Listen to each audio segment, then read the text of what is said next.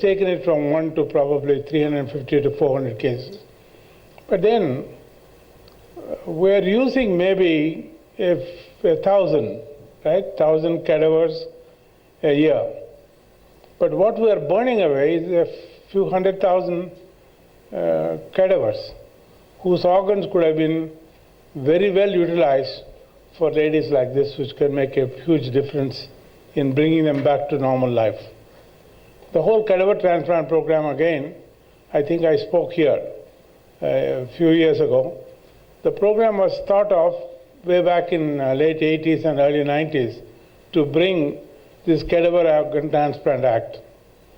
It was not easy then, and probably not easy even now, to move this huge bureaucracy to bring the Transplant Act.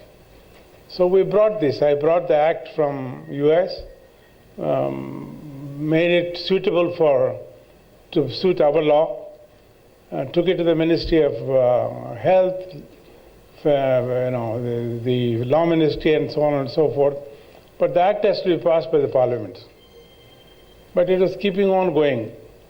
Unfortunately, the two people who would have been ratified what I said today, going to say now, are not here today. In 1996, I think the Parliament was called, early 90s, the Parliament was called to impeach station. Unfortunately, when I walked in there, I wanted to meet the Minister for Parliamentary Affairs, V.C. Shukla, and he told me, Dr. Reddy, we called the Parliament, but we don't have the majority to impeach him. I said, in that case, why don't you implement this Organ Transplant Act, which is waiting with you? So he said, let's go and talk to the Prime Minister. Prime Minister was late Narasimha. Immediately he said, yes, I promised Dr. Reddy that we'll do this. And the act was passed then. But that was not enough. There need a few finer clauses to define the brain death and so on and so forth. For that, I must compliment the Tamil Nadu government to pass the first ordinance to bring the change in that ordinance so that doctors could declare brain dead. And after it was done, thanks to all of you for support, where Tamil Nadu is doing the largest number of cadaver transplant organs in the country. Hopefully now, 3-4 other states which I picked up will try to catch up again. We need the public awareness, and the public awareness can come with your tremendous support. But you see, your support, what leads to, maybe you can reflect on this one wonderful lady here sitting and saying, hey, I'm normal.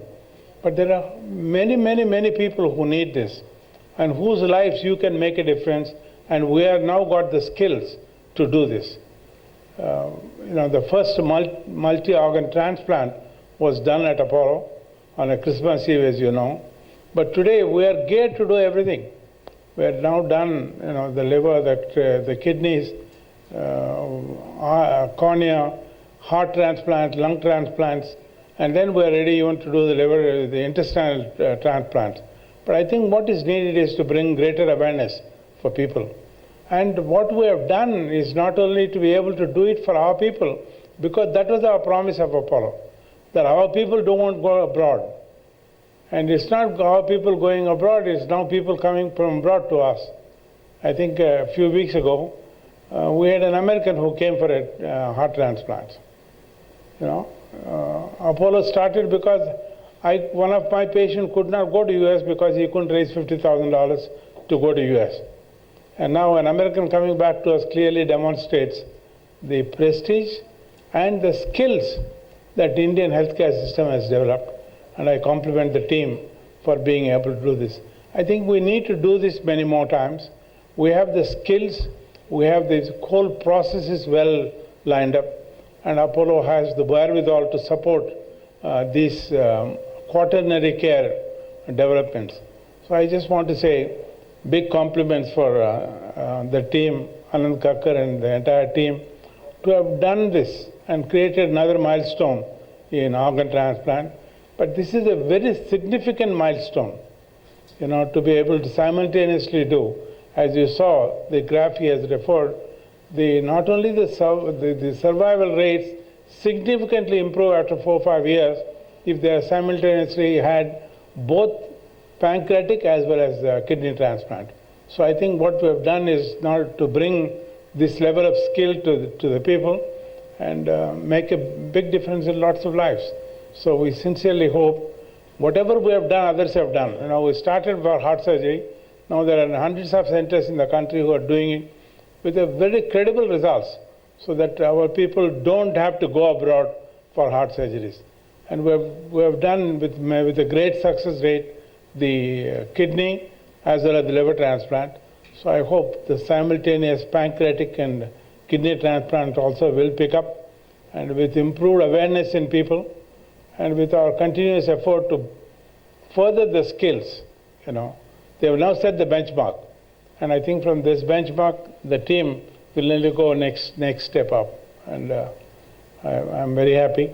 I sincerely hope that you will tell our people, you will tell the world that Indian healthcare today has come up to this level, so that Indians don't have to go abroad. Others will come to India for anything and everything, including multi-organ transplants. I think this is very, very important. You know, when people, because for three reasons. Number one, this is done in very few centers in the world. Second, for them, the outcomes. And third, most important, is all the costs. This is what we have done. Apollo has done, improved the benchmark and brought its quality to the same as the best centers anywhere in the world. We benchmarked ourselves in heart with Cleveland Clinic, and we are right up there.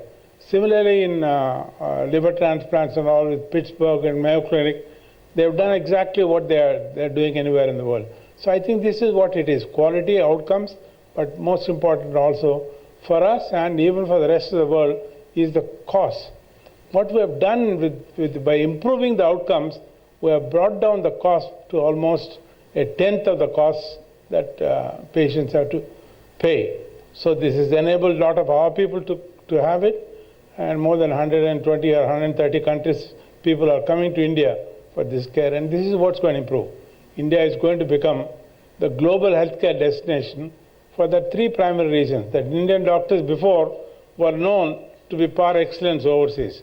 What has Apollo and other hospitals have proven? That they are as good or even better back home. And then they are able to give this level of care and give this the significant cost benefit. And I think this is a great pride for all of us here in this hall, that Indians and Indian hospitals today are able to deliver this level of quaternary health care for people. Thank you all. Congrats.